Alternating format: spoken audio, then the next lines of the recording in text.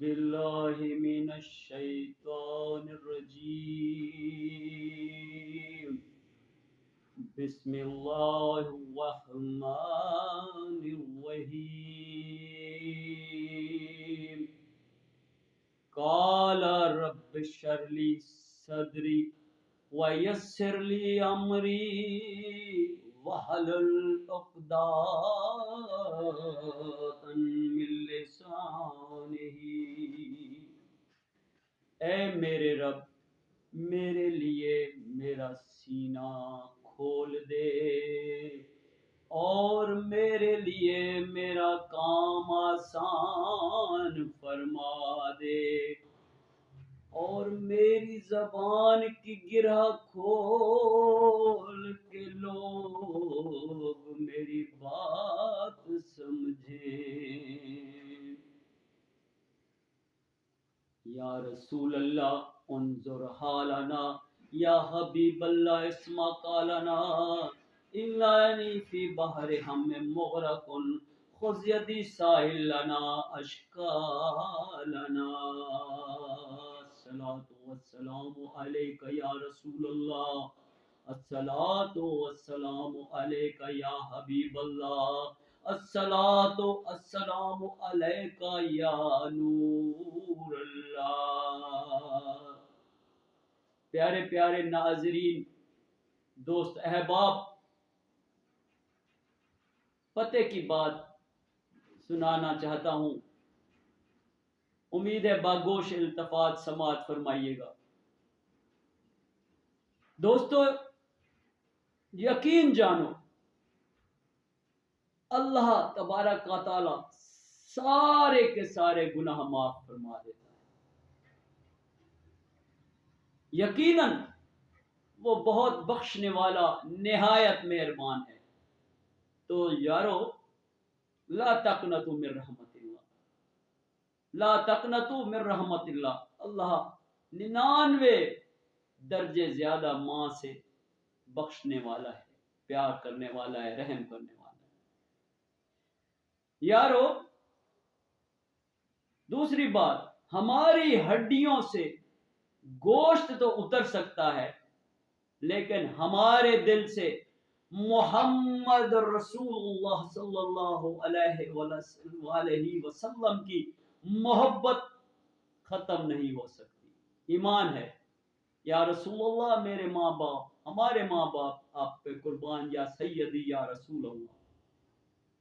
دوستو، ایک اور بات، جس کنویں سے لوگ پانی پیتے ہیں، جس کنویں سے لوگ پانی پیتے ہیں، وہ کنواں کبھی نہیں سوکھتا، وہ کنواں کبھی نہیں سوکھتا۔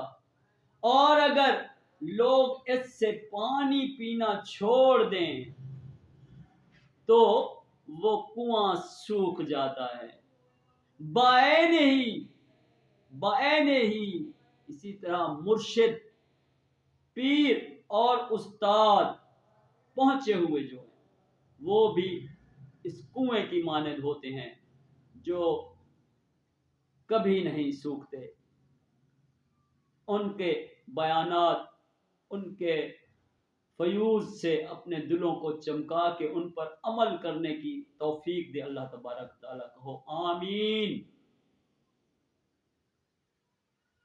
آپ صلی اللہ علیہ وآلہ وسلم کا ارشاد عالی شان ہے، اگر 4 عادات تم میں موجود ہیں تو تم دنیا میں اگر کچھ بھی نہ پا سکو، تمہیں کچھ بھی نہ ملے تو اس میں کچھ حرج نہیں۔ وہ 4 چیزیں دوستو کیا ہیں؟ نمبر 1، امانت کی حفاظت کرنا، آپ نے فرمایا۔ نمبر 2، سچ بولنا، اور نمبر 3، اچھا اخلاق رکھنا اور اس پہ عمل کر کے لوگوں کو خوش کرنا، اور نمبر 4، پاکیزہ حلال لقمہ۔ سبحان اللہ، سبحان اللہ۔ دوستو، آئیے، پہلے نمبر، امانت کی حفاظت۔ اس کے متعلق بتاتا چلوں، امانت کی حفاظت تو میرے اللہ جل جلالہ خود فرماتے بھی ہیں، اگر ان کو کوئی امانت دی جائے تو وہ کیسے حفاظت فرماتے ہیں، سنیے واقعہ ہے، راوی کون ہے؟ حضرت سیدنا زید بن اسلم رضی اللہ تعالی عنہ فرماتے ہیں کہ ان کے والد نے انہیں بتایا کہ ایک مرتبہ حضرت عمر رضی اللہ تعالی عنہ امیر المومنین لوگوں کے جھرمٹ میں بیٹھے تھے، تو عین اچانک اسی وقت وہاں قریب سے، جھرمٹ کے قریب سے ایک شخص کا گزر ہوا جس نے اپنے کندھوں پر ایک بچہ بٹھایا ہوا تھا۔ تو حضرت عمر رضی اللہ تعالی عنہ نے برجستہ لوگوں سے کہا اور اس جانے والے شخص سے بھی مخاطب کر کے آپ نے فرمایا کتنی مشابہت ہے ان دونوں میں، باپ بیٹے میں، جو کاندھے پہ بیٹھا ہے اور جس نے اٹھایا ہوا ہے، میں نے آج تک اتنی مشابہت والا کبھی نہیں دیکھا۔ اس پر اس مرد نے، اس شخص نے دست بستہ عرض کی، امیر المومنین اس بچے کا واقعہ بھی عجیب ہے، اگر سننا چاہیں تو میں آپ کو سناتا ہوں۔ تو حضرت عمر رضی اللہ تعالی عنہ نے کہا ہاں جی سنائیے۔ تو وہ شخص کہتا ہے کہ اے عمر رضی اللہ تعالی عنہ، میں ایک دفعہ جہاد پہ جانے لگا، جہاد پہ جانے کے لیے میں روانہ ہونا تھا، تو میں نے اللہ کریم سے دعا کی کہ یا اللہ میں آپ کے لیے جہاد میں جا رہا ہوں، میرے پیچھے میری حاملہ بیوی ہے، تو یا اللہ میرے ہونے والے بچہ آپ کی امانت میں، آپ کی حفاظت میں سونپے جاتا ہوں۔ یہ کہہ کر وہ شخص کہتا ہے میں جہاد پہ چلا گیا، اور جب جہاد سے غازی بن کے آیا تو مجھے معلوم ہوا کہ میری زوجہ رحلت فرما گئی۔ میں بڑا پریشان ہوا، وہ شخص کہتا ہے رویا لیکن صبر کیا۔ تو میں نے ایک دن، وہ شخص کہتا ہے، اپنے بھائی کو کہا کہ مجھے جنت البقیع لے چلو جہاں پر میری بیوی کو دفن کیا تھا، میں دیکھنا چاہتا ہوں، میں اصالہ ثواب کرنے کے لیے جانا چاہتا ہوں، مجھے بھائی دکھاؤ۔ تو اس کا بھائی اسے اس کی زوجہ کی قبر پہ لے گیا۔ جب قبر کے ساتھ وہ شخص کہتا ہے میں پہنچا تو اس میں سے روشنی کی کرنیں پھوٹ رہی تھی، روشنی کی کرنیں پھوٹ رہی تھی۔ تو وہ شخص کہتا ہے میرے بھائی نے کہا جب سے ہم نے اس کو دفن کیا ہے تو ایسے ہی کرنیں پھوٹ رہی ہیں، پتہ نہیں خدا کا کیا راز ہے۔ تو اس شخص نے کہا کہ میں خدائی کرتا ہوں، میں دیکھنا چاہتا ہوں کہ کیا ہے۔ چنانچہ وہ شخص حضرت عمر سے بولتا ہے کہ میں نے کدال اٹھایا اور ابھی ایک ہی کدال مارا تھا قبر پہ تو خود بخود قبر کھل گئی۔